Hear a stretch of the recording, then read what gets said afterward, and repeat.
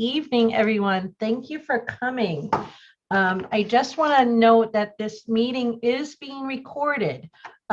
We will be posting it afterwards so that other people who couldn't come tonight can view it.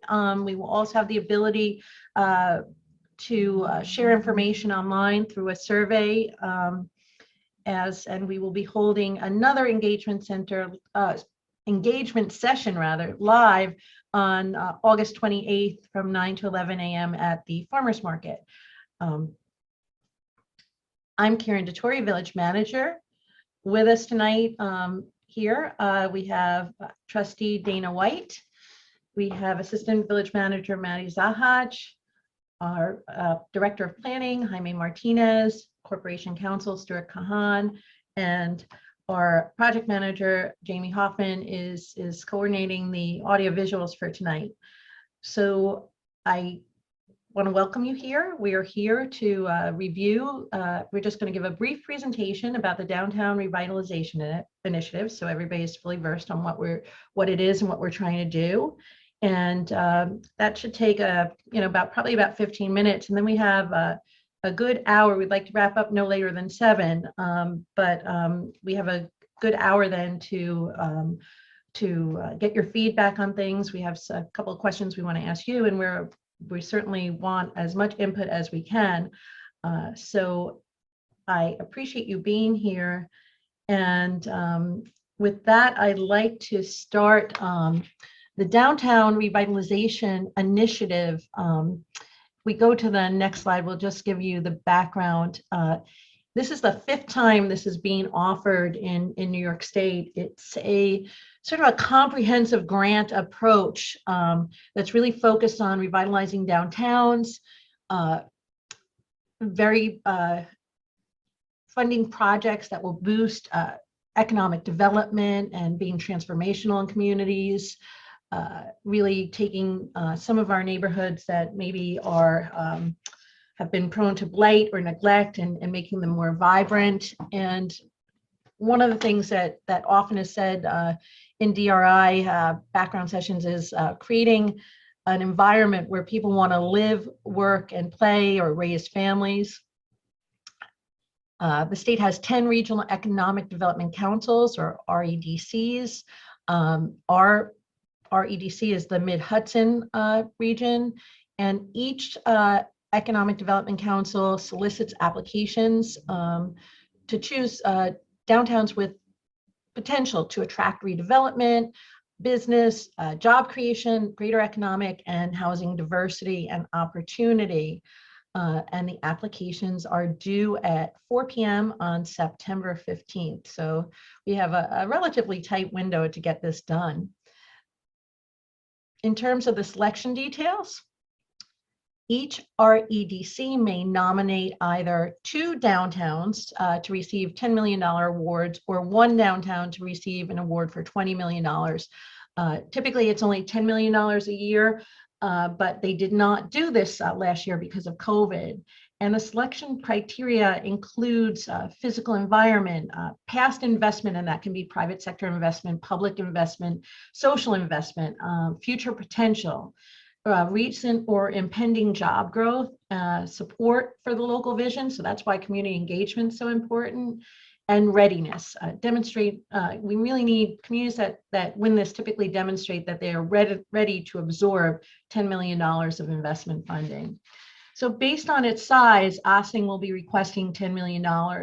That's a pretty large sum of money to absorb. I don't think that for a community at this size and where we are right now in terms of redevelopment, we'd be an attractive candidate at the $20 million level, but for a $10 million level, I think we're shovel ready to be able to use that money exceptionally well.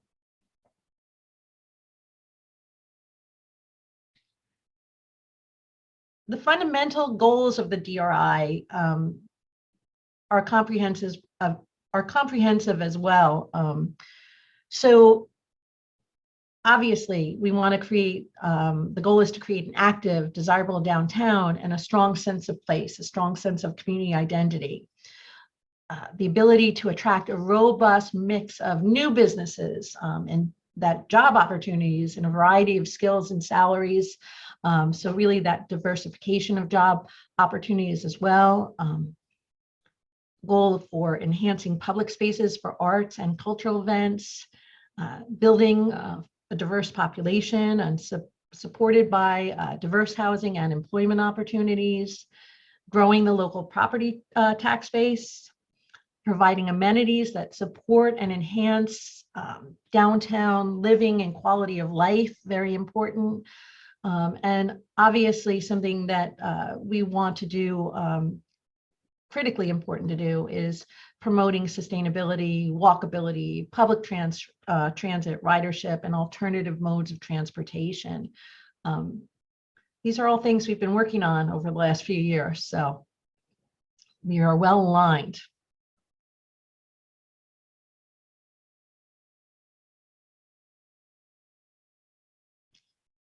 The types of projects that are typically, typically make a DRI candidate attractive. Typically, we're talking about funding for capital projects that have some transformative, unique opportunities to enhance the physical environment, change the physical environment of the downtown for current residents, as well as thinking forward for future generations. Certain non-capital projects can also be considered to the extent these are non-bricks and mortar projects, that they will contribute to the revitalization of downtown and that they're consistent with the community's vision and goals. And this can be increased capacity for economic development and other things that can help facilitate a thriving downtown.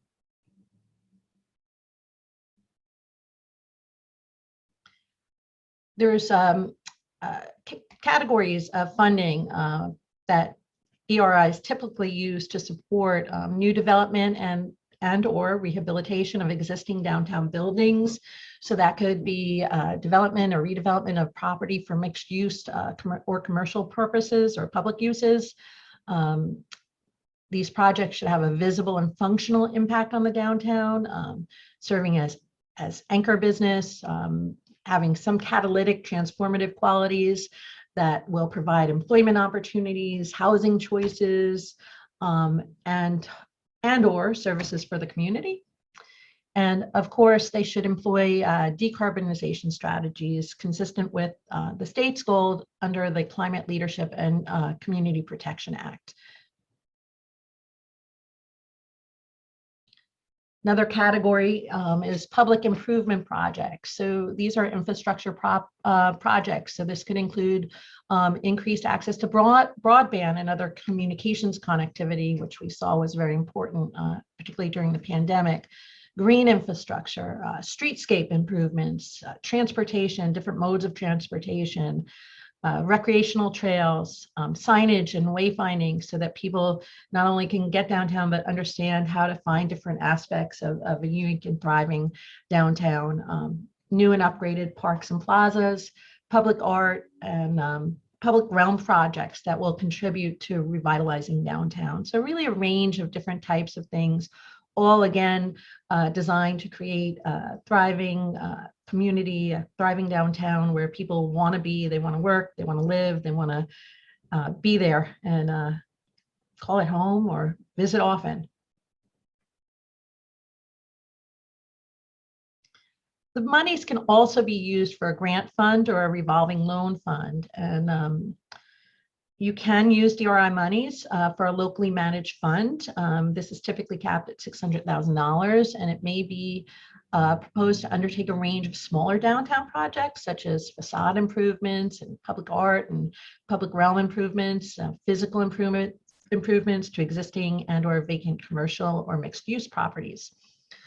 Significant projects, for example, new construction, should not be proposed for fund, but rather as their own individual projects. So again, the grant funding is really to do added enhancements to the community beyond the capital projects and some of the other non-capital projects that we've just spoken about.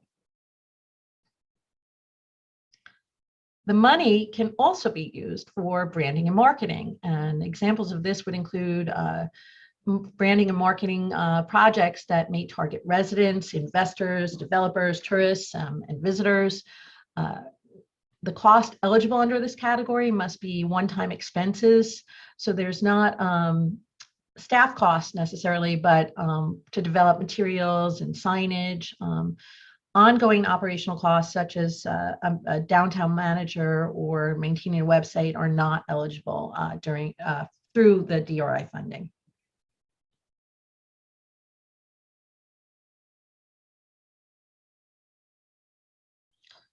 So what makes a community get selected for a DRI? The criteria is subject to a careful review by the state. Every project recommended for funding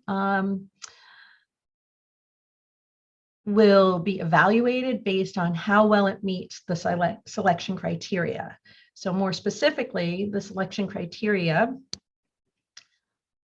really the project has to align with, it's really not one project. The DRI is really telling your story about your vision for downtown and where you would use that money, because it's usually multiple projects, but how well that aligns with state and local goals and demonstrating community support. So again, why we're doing this tonight, and we're going to follow up with other community engagement opportunities, is this is really something that needs to be informed and supported by the community.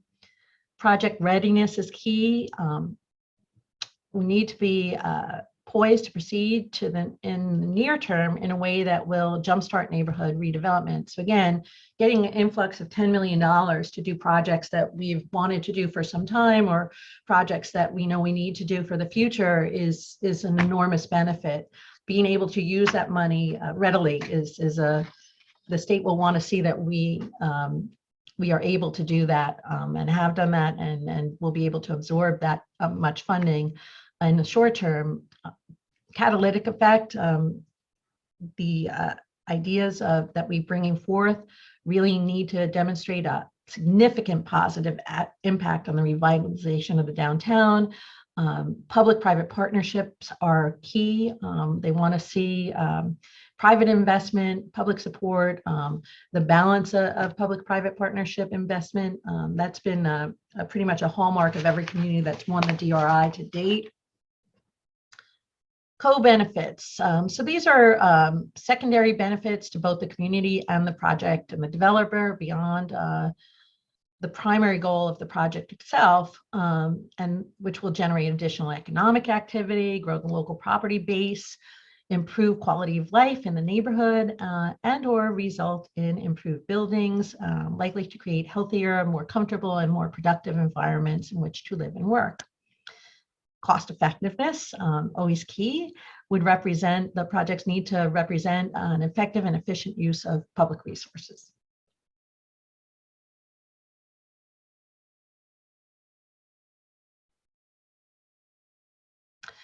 So the DRI was first introduced in 2016, and Ossining has submitted an application every year. In 2016, in 2018, and 2019, the village was chosen as a finalist. In 2019, which is the last time it was given, again, it wasn't given in 2020, Ossining led with the vision that Ossining is where everyone can live, work, and play. Preserving our community's cultural and socioeconomic diversity is core to our approach to economic development. This mighty village on the Hudson is ready to capitalize on public assets that catalyze private investment. And if we can just blow up this map a little bit, the targeted area that we must submit a map in the DRI that shows the boundaries of the area that we're talking about. That's really key.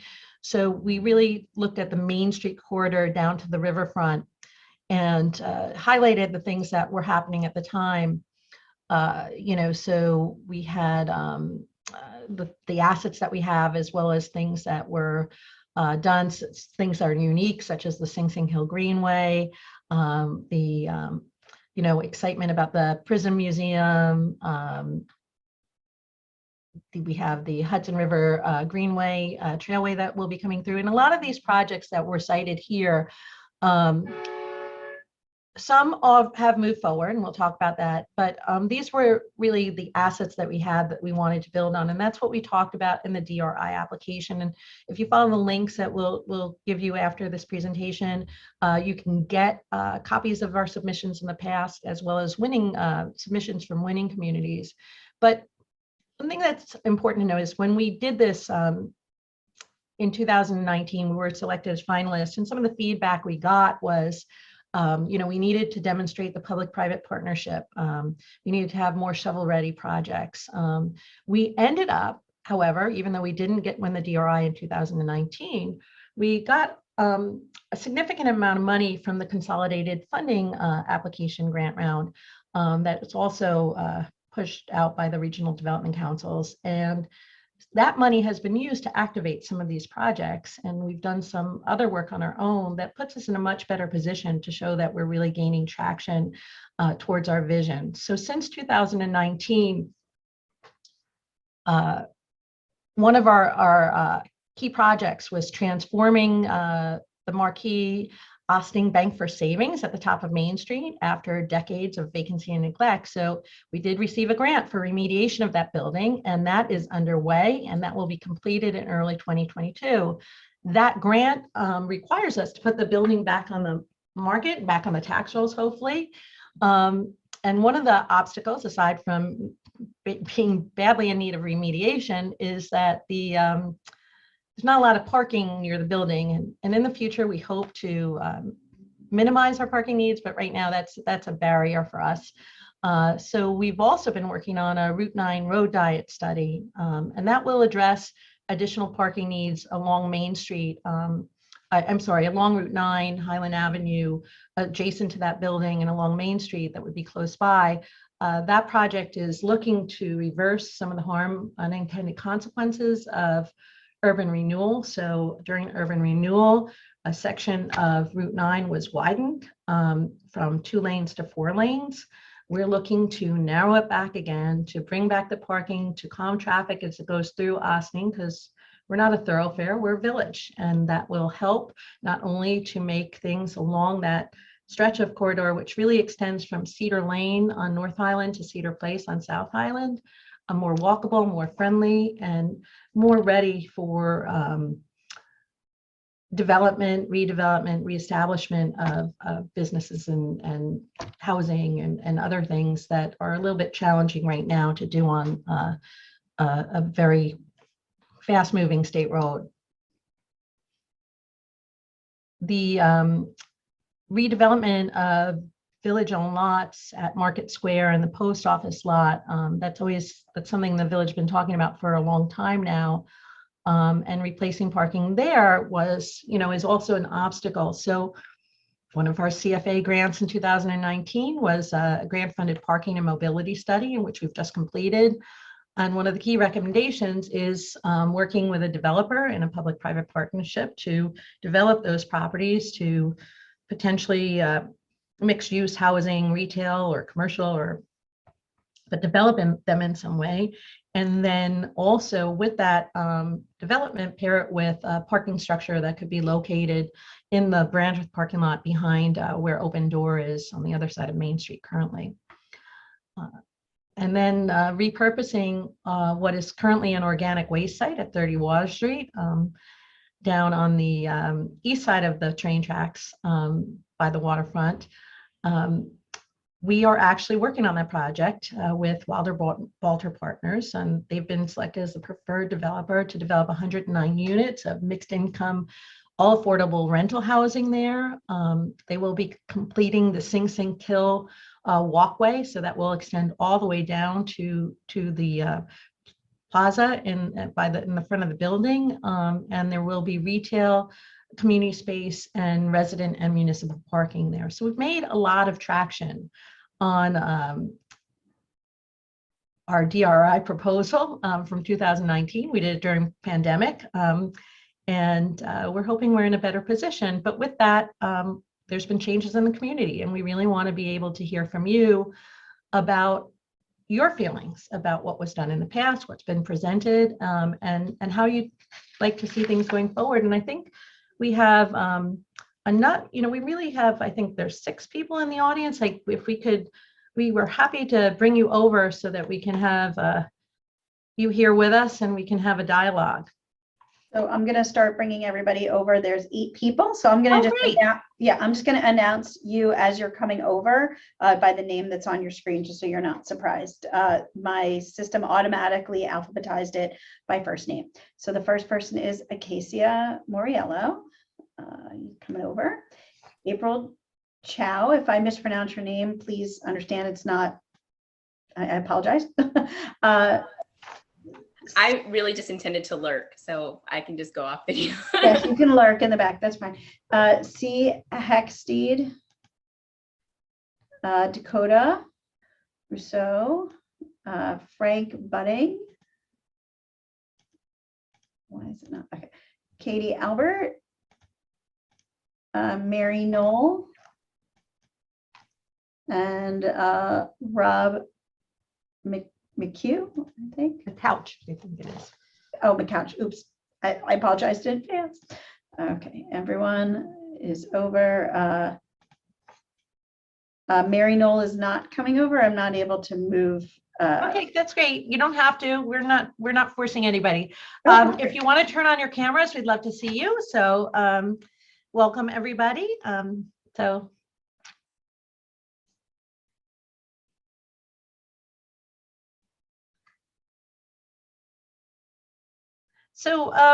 based on what you've just seen, I just like to start this by asking, how do you feel about the projects Ossining has been working on over the last couple of years since the last DRI application, particularly the rehabilitation of 200 Main Street, the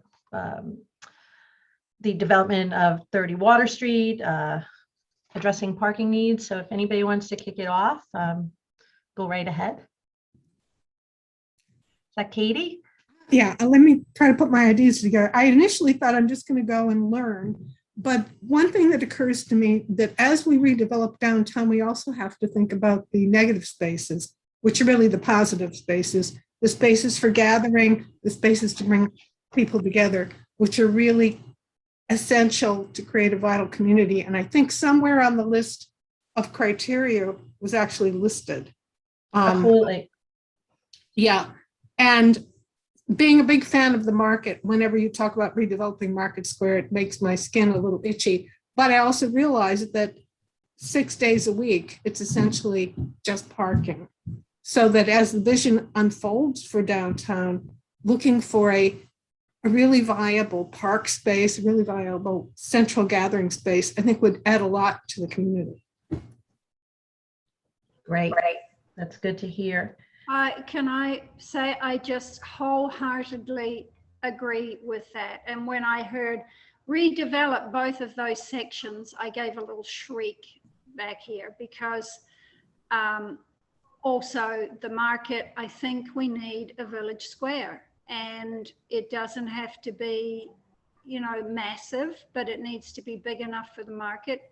I saw in there that for things like art and culture, so it could be used for a lot of other things that the parking space currently doesn't lend itself to, and green space. So, I get it, we need to do development, but I think one of those sites should be earmarked, at least part of it, for a village square, and it's the perfect spot for it. And I'm really happy to see stuff happening with Route 9. I hope there's going to be bike lanes as well, not just parking. And, Frank and I have been looking at that for ages, and I know it's a state road, right? So it doesn't make it easy to undo what's been done, but that would be just fantastic and makes such a big difference. It's ridiculous. It's 2 lanes outside of the village and then goes to 4 and then back down to 2. It's all backward. Anybody else? Yes, April. Yeah, I love the idea of making Ossining not a drive-through location, but as I think of the potential changes that the diet is talking about, I think of Tarrytown and what a horrible place that is to have to drive through. So I'm just curious to get some thoughts on that. We did just do a presentation. We are working with consultant Creighton Manning on the road diet, and absolutely a road diet you don't do to, there's no gains in you're not going to move traffic more quickly. It's designed to calm traffic. So there are pros and cons. What I would recommend, we just presented that to the Board of Trustees last night, and that presentation is available on YouTube, as are the slides that we used in the written report. And it does talk about sort of balancing that. And, oftentimes there's no perfect solution, but ways that we can work and compromise to get a better balance. But that we do have a presentation on that I encourage you all to look at. Okay, I will look for that. And just to balance out my criticism, I guess you'd call it, is like, on the other hand, when you drive through Tarrytown, as an example, you do notice a lot of things that you wouldn't otherwise. And therein lies the pros and cons of that opportunity. So anybody else? Maybe I can jump in, and I have to say, as a relative newcomer to Ossining, I almost feel like I should keep quiet for a while. So we bought our place on Hamilton Avenue in 2018, and then within months, my job took us to Switzerland, and we just got back less than a year ago. So we can, to answer your question directly, I mean, we've actually seen since returning, there seems to be a bit more going on. We were super excited to hear that about the bank space there. I think there was an asbestos problem, that the abatement's finally happening, and we see more diversity in the community now than we have in a long time. So all that's great. I guess I should. I don't want to answer your question with a question, but I guess it would be really interesting to hear from you how we're going to move forward with a really sharp proposal, crisp proposal that gets us to win this time. This is sort of my bread and butter and day to day. And my spouse, Jeff, he used to be the urban designer in New York City for the city. And he's used to dealing with, it was his job to beautify spaces and to really bring it all together, the transportation side and the urban design side. So I guess, starting with the assumption that the devil's in the details, how do we go from what you described as, building community support for the overall idea of, making this bid to an actual holistic plan? Because I mean, this is really a very holistic set of criteria of mutually reinforcing things, making the village livable, safer, in terms of the transportation or traffic and so on. How do we actually translate this into a cohesive, coherent, and specific plan that wins this time? And are you going to be relying on the volunteers or the voluntolds? Like my spouse doesn't even know he's being voluntold right now to help if you're asking for volunteers. So I think that one of the things, like the DRI application is a different than most grant applications. So you don't have to be very, very specific about specific projects. You don't have to submit budgets or estimates. What you do is really have to lay out a vision. So we've been building towards that. We also just recently completed our comprehensive plan update. We've been doing some other planning work. So we're getting closer and closer to sort of recognizing the vision. The DRI focuses on a much more specific area. So in this case, we're looking at essentially the downtown Main Street corridor. There may be ways to look, a little bit, define those boundaries a little bit differently than we did last time, but typically it's restricted to a very specific area. But I think the best way that we can really show, really put forth a good proposal is really hearing ideas and to the degree that we can embed the consistent themes and the voice of people, because these grants are given with like a 4 to 6 week window to get them done, but they require one of the requirements is a lot of community engagement, which is really tough to do in that window. But because we've been doing it anyway over the last year, and we've had so much community engagement around housing, around police reform, around all this stuff, like we're hoping now, like we're focusing a little bit more on a specific area. But if you have particular expertise and you can bring it forth tonight, or we'll do an online survey too for more, so we can provide more information. But also, if you have experience and you want to get involved, we have positions on planning boards, land use boards, any number of positions. Some of you have taken advantage of those already. And we want you to be involved, because whether or not we win the DRI, having that vision just facilitates the reality of it. Like, you have to have that vision to create the reality. So one way or another, we're going to get there. But your input is really key. So as a newcomer, anything you might see that strikes you as missing or could be enhanced.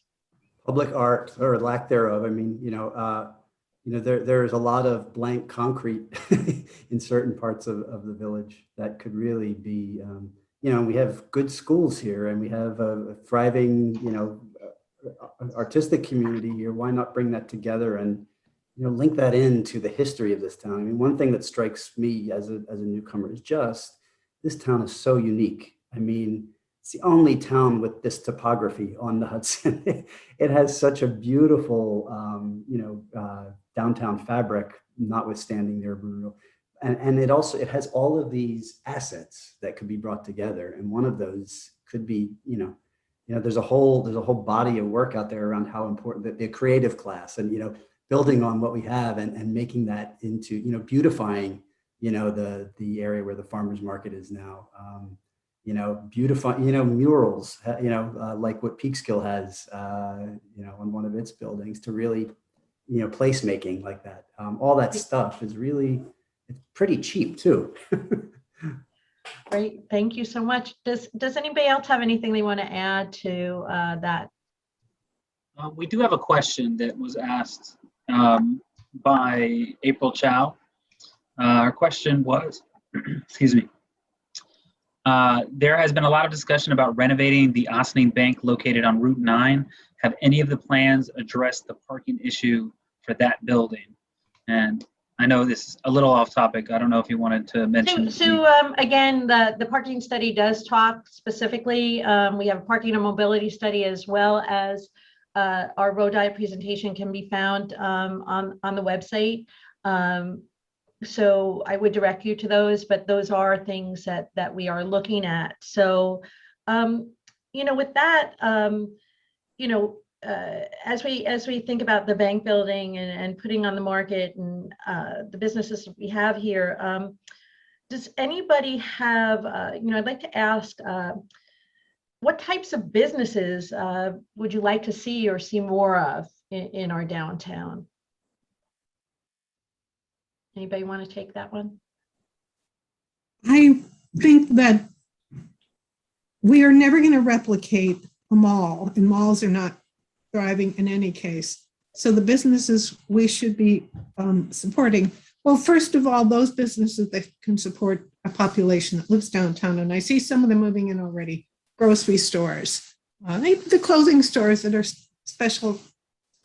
specifically support our Hispanic community are actually a very positive thing, but also unique stores that would bring in people from the outside. I'm hearing that we may have a bookstore moving in. The specialty food stores we have are great. Things that can't be replicated in a mall, but that would bring people in from somewhere else. Great. Anybody else have any thoughts? April. Yeah, I'm thinking of the arts ball that we had, during the summer, and I think that there was some amazing work.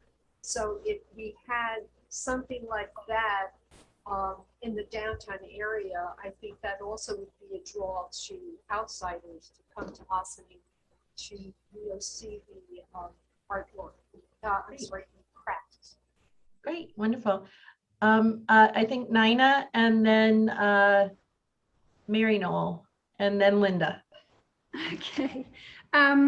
Yeah, I want to say that one of the things through COVID that we've been really impressed with is how many stores have stayed open. And I believe that is because they're local. And I would really like to see more local, not interested in big box stores and that sort of thing at all. And I mean, more restaurants potentially, but those businesses that have skin in the game, you know, they live here or close by and they have every reason to want to stay open, which when something like a pandemic or a flood or anything else happens, those ones that are owned elsewhere, they have no reason to open again in a hurry and support the community. So that would be a key for me. And I mean, restaurants are always good. Retail is, no, it's a tough deal right now, but I've been really impressed with how things have stayed open. Great. And yes, it says Mary Noel, but it's I don't know if that's your name or just your screen name. So you're on mute. No, that's my name. It's Okay, I not a wasn't sure. joke. I wasn't sure, like, because we do have Mary No, I Noel have here, to so I wasn't sure explain if there's some relationship there. I have to explain it everywhere I go in Ossining I'm sorry. because I was raised in Virginia. No, it's okay. I did want to be a Mary Noel nun though when I was in 6th grade, but you know, that's another story. I second the motion of kind of mom and pop shops. And in terms of featuring the arts, I don't know if, you know, if you're familiar with the Vermont League of Arts or the New Hampshire League of Arts, where there are these wonderful shops in these small towns that are very similar. I see Rob is nodding his head, very similar to Ossining in size, and they feature local artists, and they really are draws for people traveling through or coming up, especially to visit a shop like that. You could work with Bethany Arts, you know, the arts community that we have now that's really seems to be taking off and doing a lot of interesting stuff. We have ceramic artists at Cedar Lane Park, where I'm a gardener in the Ossining Organic Community Garden. That's another thing I'd love to see, are small community gardens. I know space is, you know, it's tough. It's, you know, premium, but that's something too that kind of draws people to certain neighborhoods or brings people out into another neighborhood.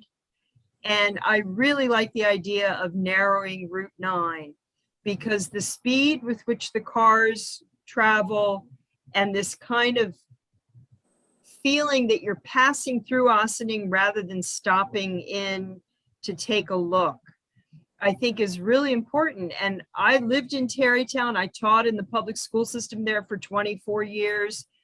You really do have to slow down and sort of look around. And I think that makes a big difference. And I'll hand it over to somebody else. Thank you. Linda.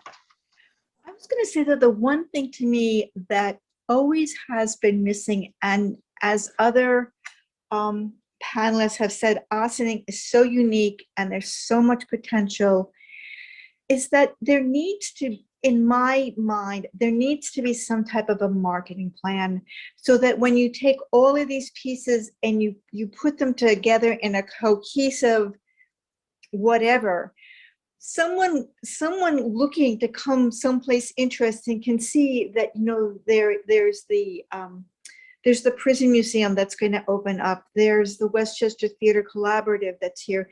There's the library here. We're getting music here. We have artists here.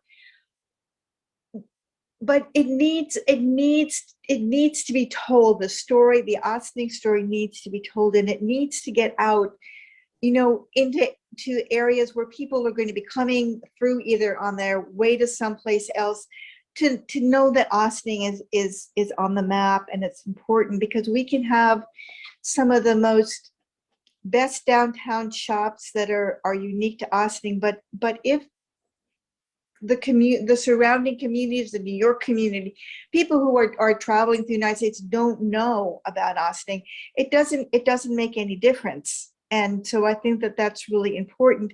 The other thing I wanted to know, is there any type of study that's been done in terms of attracting whether it's artists or craft people, the relationship between rents and what rents need to be in place to attract new businesses.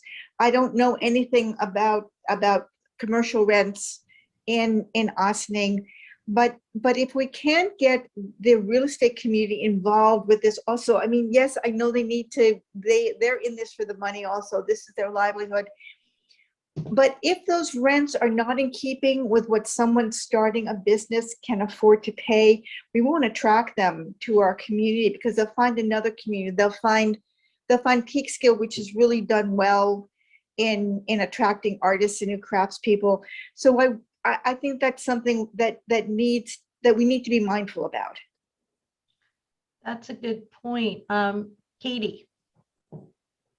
I want to borrow one of Miguel Hernandez's favorite ideas, which is that it'd be wonderful to have one or more small hotels, bed and breakfast, inns, because I think about for instance, when I've gone to Cooperstown, of course, they have baseball museum and the opera, and or other places where you stay at an inn, you walk around, you have, breakfast at a coffee shop, you look at the little craft shops, and I think it could fit quite well, and it could work quite well with some of the historic homes we have. Whether it's in downtown per se, I don't know, but it's an opportunity, and I don't know what it would take to make something like this part of our community, but there's a real opportunity here. Thank you. Yes, April? Along Katie's line of thinking, I mean, like the old Victoria home sounds like it would be a perfect location. Not a its location is kind of not that good, but the building itself for like a bed and breakfast.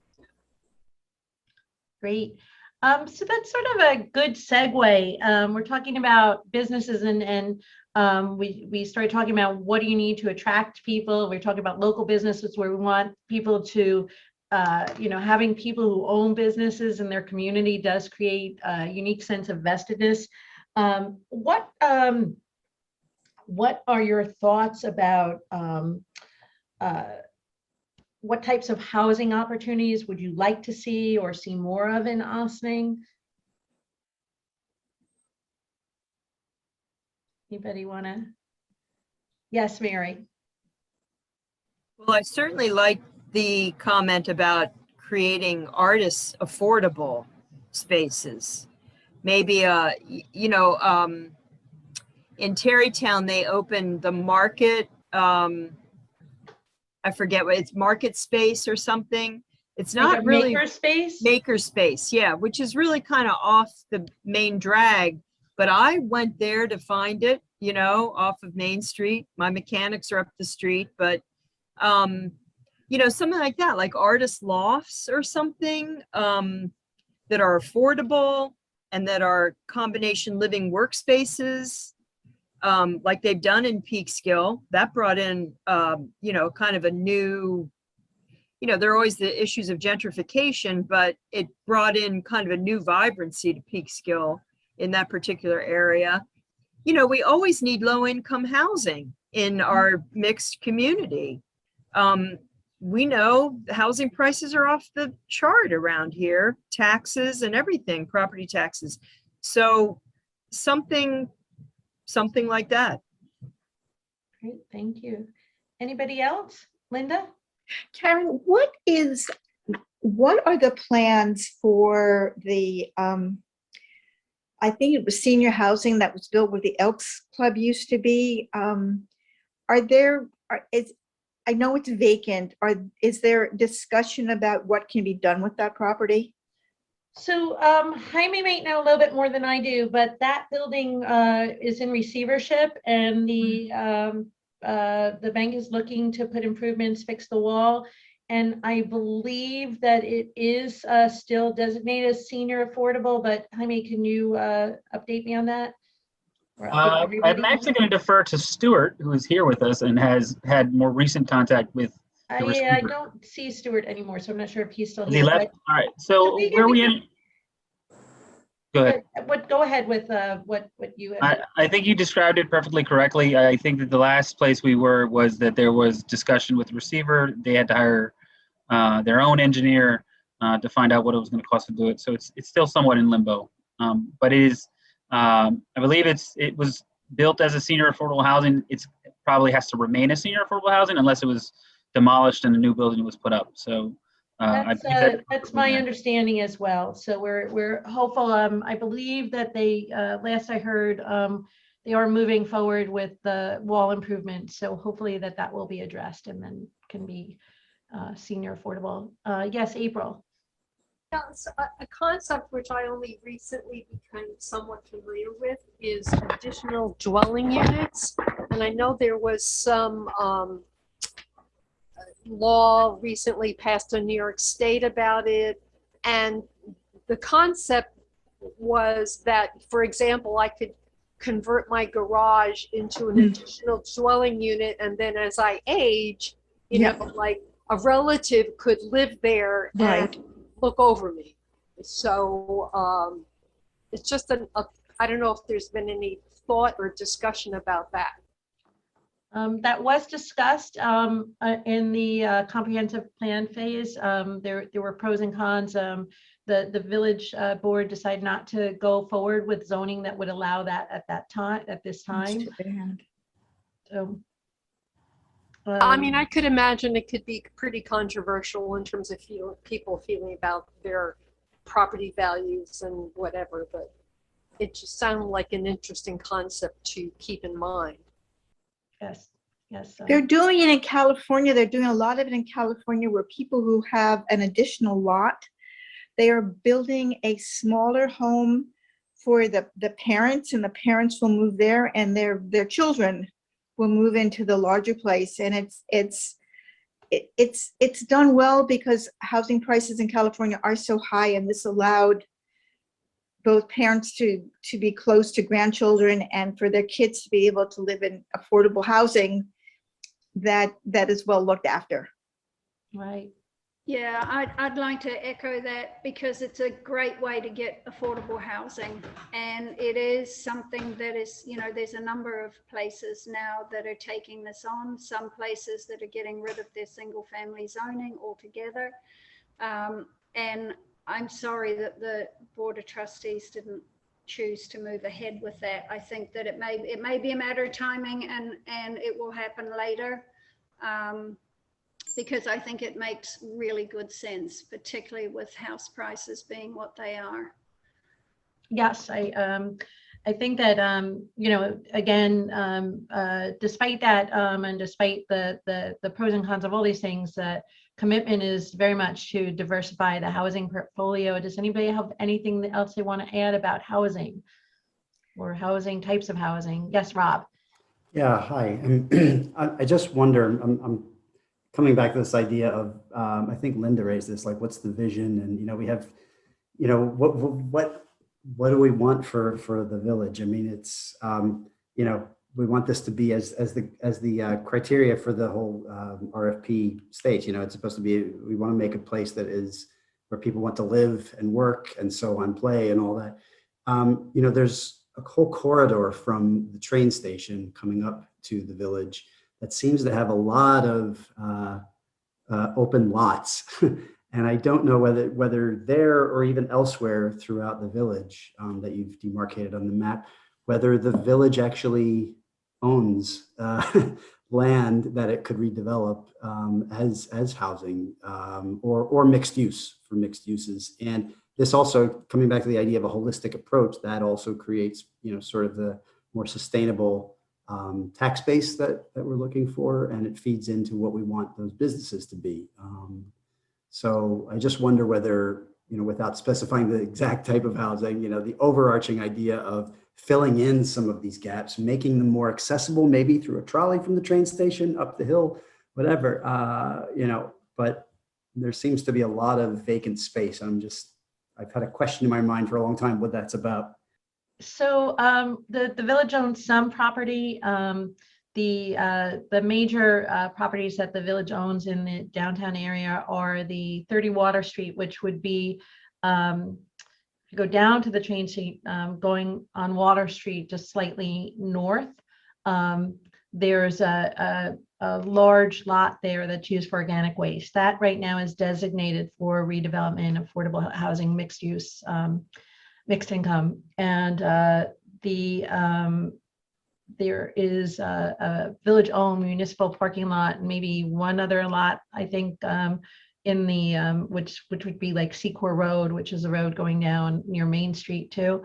And then the two other lots that the village owns are, and it's actually multiple smaller lots, but really the Market Square lot at the corner of Spring Street and Main, and then the post office parking lots at the corner of Spring Street and Main. So those are the ones that offer, and we are moving forward with what we call the DPW site at 30 Water Street, but the sites on Main Street are the biggest right now lots that the village owns that right now have no plans slated for them, no immediate plans.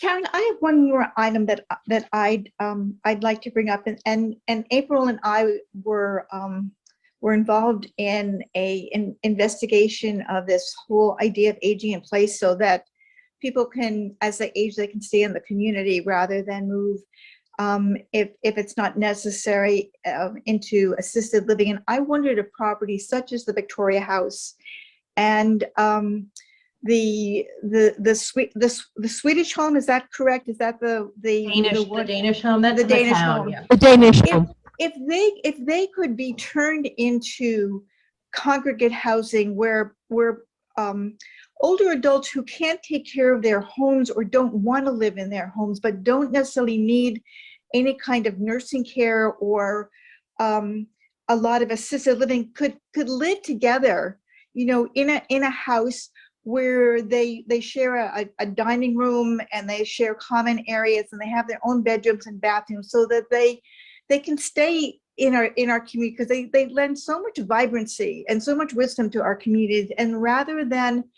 their children feeling, well, you know, it's time for mom and dad to go to assisted living, they could move into a facility where, if they don't need any kind of skilled care, there could be a social worker there. There could be amenities like transportation to shopping or whatever. And it would be a way of affordably being able to stay in the community, because going to an atri is so expensive. Most people can't afford it. And I don't know of any other communities that are looking into this type of residence, but it seems to me that we could make good use of those two buildings for that purpose. Like a group home.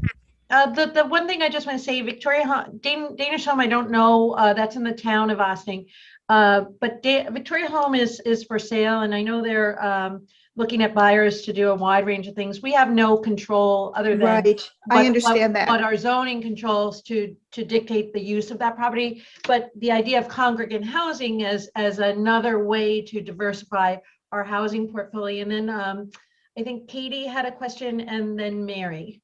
Okay, I wanted to say something, not necessarily a question. I wanted to kind of add on what I initially started with, which is hesitation about redeveloping Market Square and the other parking spaces downtown. In reality, if parking is built in a garage, and I'm not a big fan of parking garages, but take parking off that valuable territory and put it somewhere, stack it up where it can't take up so much important space, and let those spaces be used in a much more vibrant way. And the other thing is the importance of affordable housing, because it keeps the diverse community. It offers a place for those who are living on a fixed income to live within the community. It offers a place for our young people to stay in the community. And it offers a place for artists and people teachers and social workers to stay as part of the community. So I think it's really important. Thank you. And Mary? Well, I was just going to say that, there's co-housing, as it's called. I know there are communities up in Maine I've visited, and it's the same concept where you have multiple private aspects for the resident, and then communal spaces. And I don't know how that, gets funded or designated, or But I think that's a terrific idea because we lose so much with the unaffordability for younger people. And someone like me, I live on my own, you know, I have no intention to go to a facility at this point. I hope never. And I love this community and I want to stay. So, you know, I'm all for that. Great. I'd also, you know, we've obviously experienced a global unprecedented crisis over the past year plus and continue to experience. How has your experience in Ossining changed due to the pandemic? Has it changed how you live, how you work here, how you recreate here? What are the, you know, is there anything specific to the pandemic that makes you see Ossining in a different way or opportunities in Ossining in a different way, particularly in terms of downtown revitalization or development? Yes, Mary. I mean, I shopped much more locally. I stayed local. I walked a lot more. And I live in High Meadow Co-op, so I'm about a mile from downtown. And that's a nice walk for me. I'm a hiker and a walker, so it's not a big deal. But you know, anything that's going to, it just made me act and think more locally. And so whatever I could get in town, I would go to town before I'd go anywhere else. Right. I'd love to see a better supermarket or fresh produce market or something that's open on days when we don't have the farmer's market. I'd love to see something like that. But that's what about like an everyday farmer's market? Yes. I'm looking at Dakota there, who runs our farmer's market. So. Yeah, I haven't put my 2 cents in, but that's true. In full disclosure, I'm at the farmer's market. Well, please do. Do you have any comments about living, working, playing in Ossining during the pandemic? You know, I'll reflect on something that we hear from some of our shoppers sometimes, which is walkability. That they really miss the just ease of moving around town on foot, and even to park and get across the street sometimes into the farmer's market can feel challenging if someone's moving more slowly, they're moving with kids, they're moving out of the market with all their bags. And so anything that makes that space welcoming to walkers, I think would be really beneficial. And, you know, we feel this push-pull of people who want to come and shop at the market and then stuff it into the back of the car and get in and out really easily, right? And you want parking really close to the farmer's market, but of course there are trade-offs. And in order to have the small businesses filling the streets, you need to slow people down, as a lot of people have mentioned, and getting people out of their cars and walking around is a great way to slow people down and have them looking into shop windows and noticing things. You know, certainly I'll echo having people living downtown where they can walk out of their front door and go get their groceries by foot is also a really nice idea. And we would love to see people showing up with their shopping carts and just filling them up and walking across the street to get home. I think that's a wonderful vision. Great. Anybody else have any thoughts on this? I agree on the Nina, and then is it Ms. Hegstead next? So Nina and then Ms. Hegstead. So. Okay. Yeah, I would agree about spending more time local because of the pandemic. It has made it very clear to me, and I know that Frank has already raised this with the Board of Trustees, but that noise of the fire houses and their sirens drives me to distraction. We have a siren on this building, so I'm not necessarily going to argue with you. So it's okay on the roof of this building. So yes, and because I've walked right past there when it's been going off. But you know, we're quite close. We're in Broadway, and we've got 3 firehouses surrounding us, and it I'm on Zoom meetings and team calls, and that thing goes off and I have to mute like crazy. I've had people say, oh, is that a foghorn? Or have you got a tugboat? And then what makes it even worse is that they've started doing it at 12 o'clock. It's completely gratuitous. We've already got the church, and then they set it off at 12. It makes me nuts. But one of the things that we, do love, we've also been doing more walking because I'm working from home. At the end of the day, we do a loop through Crawbucky and back up, the Sing Sing Kill Greenway, which I wish, by the way, that there was signage at the train station for people to be able to find that. Nobody knows that it exists. Nobody knows where it is.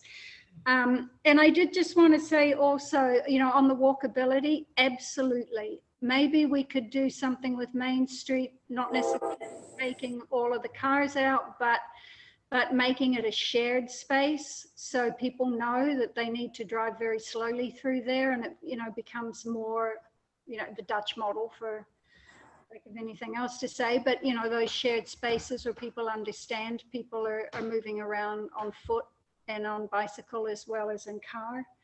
And the last thing I wanted to just make a note of on the co-housing is not just necessarily to keep it with an older age group, but I think there's been really good success where you mix all ages, and it seems to be extremely beneficial for everybody, which would be great to see. Great, thank you. Good idea. So Ms. Hextad, did I pronounce that correctly? Yes, I'm sorry. Yeah, it's Claire. I'm sorry, I didn't put in my full name. So a lot of great, Claire, a lot of great ideas. I think regarding the walkability, I was wondering if there's times where we can just shut down streets, like market time between 8 a.m. and noon. A certain number of streets are completely shut down to car traffic so that we can walk and not worry. I mean, this is what I do, post office, I go to the Village Coffee, I do, there's a little routine that we all have, I'm sure, on market mornings, and it'd be nice not to have to worry about, rushing through traffic or worrying about where they're coming from and all that. So those are, the problem is that those streets are main arteries and there's a lot of traffic there, but if it's just temporary, maybe, that might be helpful. I really like the idea also of I think there's a movement called the greenhouse movement, which is something that Mary mentioned and a few other people, which is taking off somewhere else. I read an article about it and I'm not sure what it is, but I think this idea of people sharing lodging and thing, and definitely, once you found your spot, I mean, I found Ossining 11 years ago and this is it. I'm not going anywhere else either. So, this is definitely something that is worth working on, and looking at all the different generations living here and communities and diversity and being able to live together, I think is a really positive aspect of the village and the town. Great. For sure. Great, thank you. Any other thoughts around maybe ways we live in the future, maybe spurred by experiences during the pandemic, or how that affects how you relate to a downtown? Anybody else would like to comment? I found myself using the waterfront as a place to reflect and walk. Yeah, absolutely. It's such an important asset. Right. Right. And Rob, were you going to say something too? Yeah, no, I fully agree with everything everyone said about walkability. And a couple people mentioned bikeability, and I think that's key. I've been exercising solely at home and running in the various parks around here, and I won't get on my bike in this town because it's just too dangerous. But just running around town, I can't tell you how many times I've almost been hit at a stop sign because of poor driving. So again, coming back to this idea of a holistic approach, I mean, if we made the village safer to walk and bike through some, whether it's more monitoring of traffic patterns or whatever the case may be, I think that'll be key. Just by way of anecdote, I just had a contractor in for the past few weeks, 78 years old, born and raised in Ossining, and he said there used to be a trolley from the station going up the hill. Linking this up to the town's history and the topography and all that, how great would it be? We could also reduce our carbon footprint, get an electric trolley in or something, What, Rob, can I butt in? Sure, please. Yeah, please do. Yeah. How are you? I just wanted to say, we have plenty for you to do if you want to volunteer. Okay, so just step right up. The other thing is, have you seen the little movie on downtown history that was done 5 years ago? It talks about the trolley and lots of other things. It's on the Ossining Village YouTube page. We have it queued up tonight, by the way. Historic Downtown Ossining. Yep. And I did it, so I think it's really good. And now look where it led me. But anyway, you seem to have questions and it will answer some of them. So, and you're newbies. It's always good for newbies. Karen, I discovered a new neighborhood because I went to one of the outdoor presentations that the Westchester Collaborative Theater put on. That whole neighborhood, I don't know if it has a name or not, but it reminds me of the neighborhood that is in Baltimore that's out on a spit of land, and they shot Homicide Life on the streets, and I just can't think of what it's called now. But it's such an interesting neighborhood, and Just a street location so we know what you're talking about. You're talking about Station Plaza. Water Street, in that area, right, in the area where that new Mexican restaurant is. So Station Plaza, right near 30 Water Street, near the DPW site. That's on the east side of the tracks, the train tracks, and it's it was once vibrant. In fact, there was a hotel there, which is now houses a laundromat. But that was a very vibrant place at one point, and it's one of the areas that we hope is revitalized by some of the work we're doing down there. It's a fascinating neighborhood to walk through there. Any other place, it already would have been completely gentrified. So I'm glad to see that has not happened. But the buildings are so interesting, and the sitescapes are so interesting. Whether you look up to the east or you look across to the Hudson, and it's a gem. And I don't know how many people even know it exists. It's just wonderful down there. It is. It definitely is. So one of one of the objectives of the DRI is to stimulate job creation and diversity in job creation. We all know what the challenges of bringing large industry, manufacturing, things that were once, very, vibrant job community down on the waterfront and communities in the river towns. What are your thoughts on job opportunities that you maybe see now, maybe want to see more of, or other things that we can do to attract people here who maybe want to live and work here, maybe just work here, and provide some diversity in that? Yes, April. Yeah, this a little bit off topic, but I just had the thought of, like, if we had like a WeWork type of site where people who are working from home have a place that they could actually like get out of the house and work. We did have one of those. That, especially because of the fact that we have accessibility over to Haverstraw with the ferry and the train and whatever. It's just a thought. Okay. Anything else? Anyone else? Nothing on job creation. So we have about 15 minutes left, and I just sort of open up. This is an opportunity to kind of think big, think differently. And we've talked about housing, we've talked about businesses. A few of you mentioned arts. We do have the opportunity to try to cultivate an environment that brings a little bit of all of this in. But what do you think is if you had $10 million to spend, where would you invest it in the downtown? Or what types of things would you want to see? Katie. I actually don't have an answer, but as I realized I was going to do this, I started thinking about what are the issues that might help foster this change.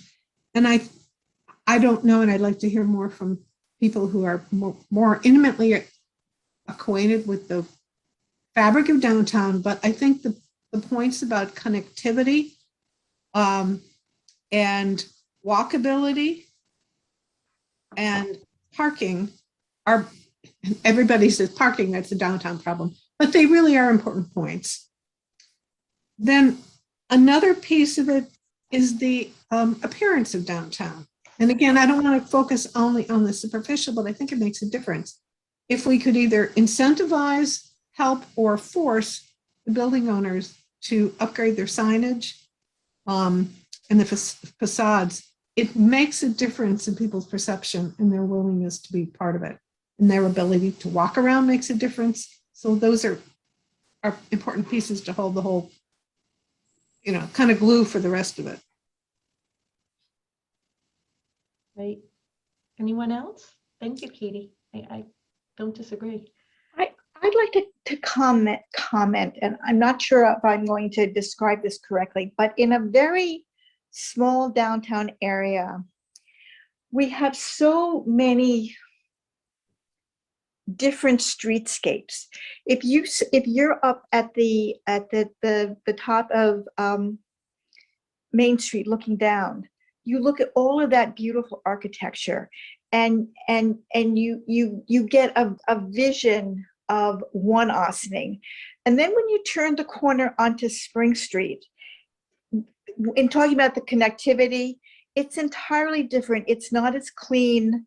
It doesn't look as nice as Main Street. And so I'm concerned when you mention, you know, things that we would like. I would like to see a total downtown beautification project where people have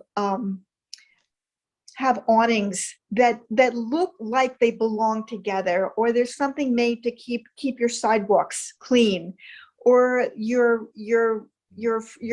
front space. There is some kind of on Spring Street, not too far from Ypia, there's some type of a new supermarket there, and it just doesn't look nice, and it's a detraction, so that someone who arrives and ends up on Spring Street before they get to Main Street may just turn around.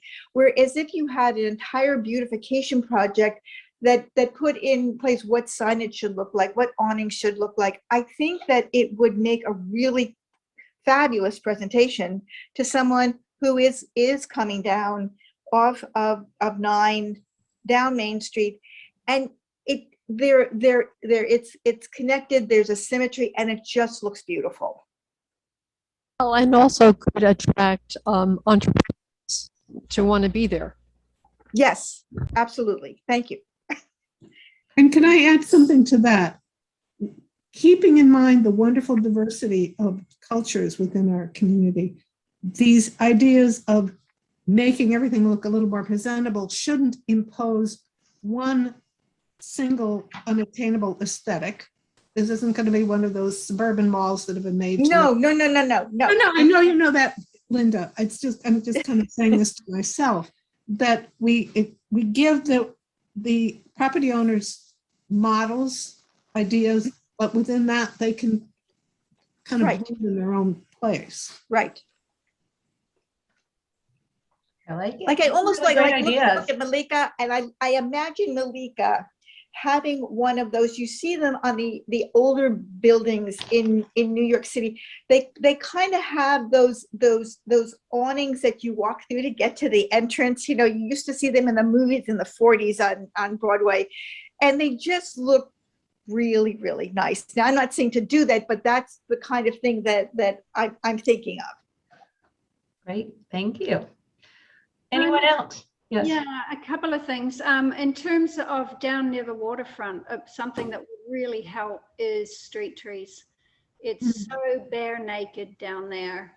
It doesn't make it a nice place to walk particularly. And I think Water Street, you know, could do with quite a lot of improvement that way. That would just make it nicer, cooler in the summer, you know, a little more protection. That would be really good. And then to the awning point, made me think about the outdoor seating for restaurants as well. It's been so wonderful through the awful COVID time to see those restaurants with outdoor seating. But they need shade. but they need shade. You're right. And right now we have one species of tree down there, and it is one that has become invasive. So, you know, it would be nice to see some diversity with that as well. Great. And then, you know, obviously, as I mentioned before, a village square, I think, would be fabulous. And I don't know about First Baptist Church, what's happening with that, whether there's anything there. And Yeah, doing something on Route 9. great. Thank you. Yes, April? Now, I have a comment about the waterfront.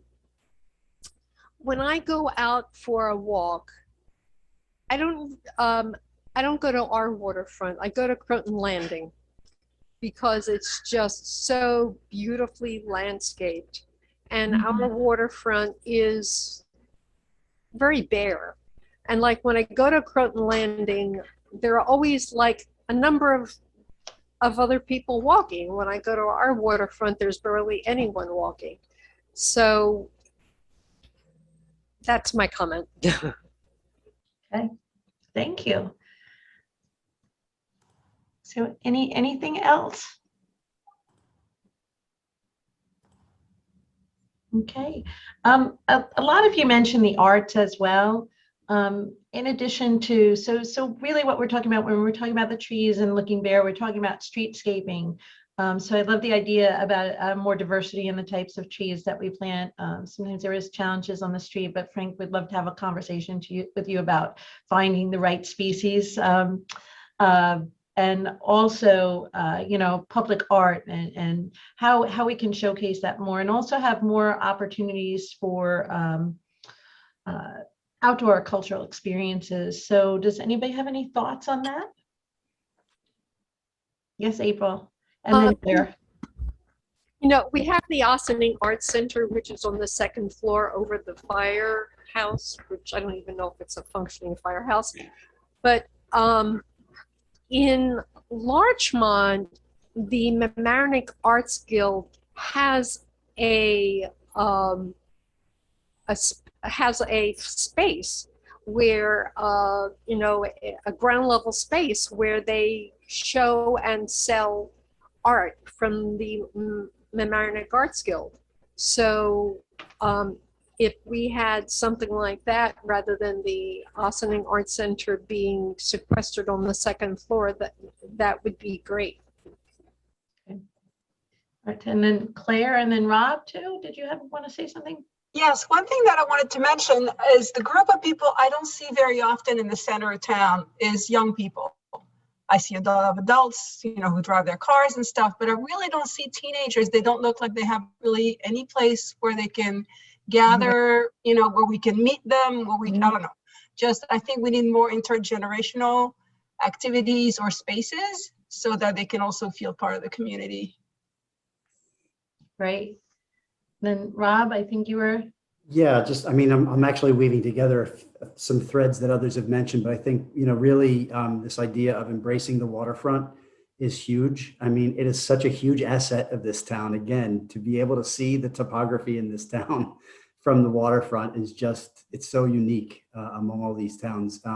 So beautifying it, but also to pick up on what others have raised around just how patchy the village can be at times. You know, we're talking about two types of connectivity or reconnectivity. One is, you know, making it more walkable, more bikeable, you know, through bike lanes or just increased safety for those who bike and walk. But also, I forget who it was who mentioned, but the landscaping and the importance of landscaping and landscape architecture, you know, to really connect to the beautiful fabric this village has. And that actually unifies the town in a different way than the sort of the bricks and mortar, you know, streets and pavements. Great.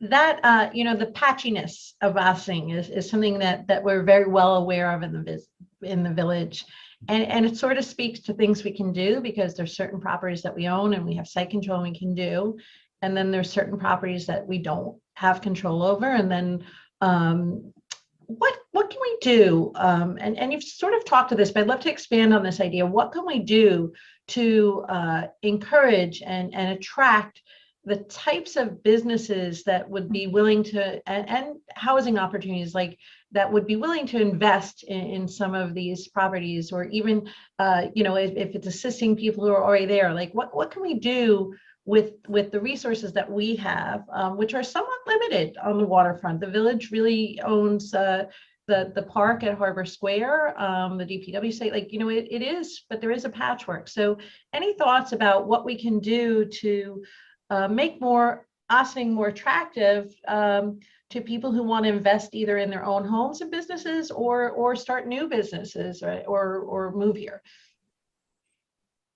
I don't know if there are, but if there are zoning impediments, we may want to study to see what needs to get changed that could encourage the kind of development we need. Great. Anything else? I wonder whether this revolving fund that you described with the cap amount, that a lot of if we really want mom and pop shops, which I think is that's a great way to go. We don't want the big box. Maybe using that fund as sort of, a way to reduce the barriers to entry for some people who want to start a small business, but need a little extra push or pull, I should say. Karen, do we have in Ossining neighborhood improvement blocks? Is there anything like that in existence? No, like you're talking about neighbor improvement, or a bid, or we don't have that. Well, I'm talking about something even more local. I'm talking about if you have a block, and I'm just going to take that first block off of Main Street, that first block. Is there any way that you can get all of those folks who have businesses on that block in some type of a collective and talk about the benefits of what that street would and could look like if there was a cooperative effort to keep the diversity, but make it look more attractive? And is there some way that we can get people to buy into the fact that, if their block looks nicer, it attracts people to their block, it improves the value of their housing. And in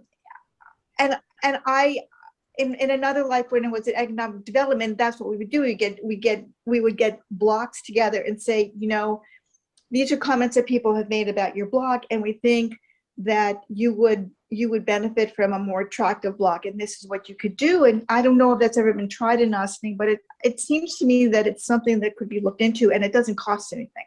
Right. Well, also the Chamber of Commerce should be a partner in that type of effort. Absolutely. This community, especially as Nana mentioned during COVID, a lot of the smaller businesses were open and never closed, which is a marked difference compared to a community like Larchmont, Mamaroneck, and also to Hull, where everything is just about glued up with newspapers at the moment. It's those small businesses that create the character of Ossining. So Louder. Sorry? Speak louder, I can barely hear you. It is the community that creates the ambiance of this the business community that creates the ambiance of Ossining. So I think those local people should get the biggest assistance in whatever form to improve their business and build it out. That guarantees you to maintain the diversity.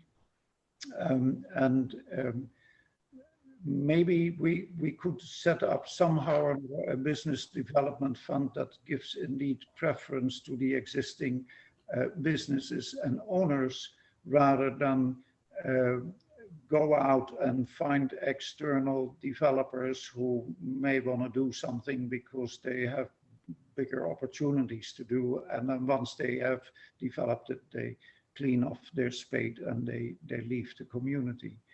So community first, and business incentive funds first, And I don't know whether the regulations for DRI funding actually leaves you any opportunity to say, well, we're going to reserve, let's say, $3 million that is supportive, in support of local business.